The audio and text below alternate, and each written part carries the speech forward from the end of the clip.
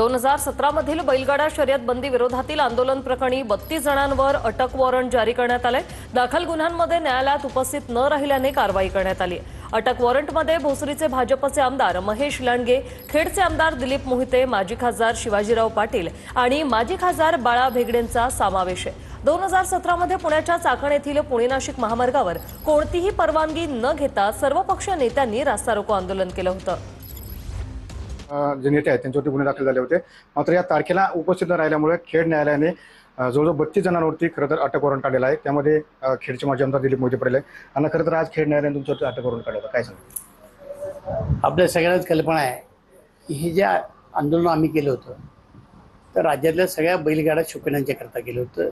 बैलगाडा मालकांच्या करता होतं। ती स्पर्धा सुरू व्हावी याच्याकरता आमचं ते आंदोलन होतं। त्याच्यामध्ये कुठलं राजकीय आंदोलन नव्हतं।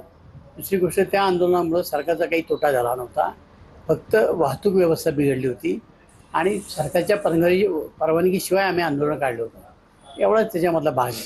त्या तोडफोड झाली नाही, मारामारी झाली नाही, कुठे शासकीय नुकसान झालं नाही।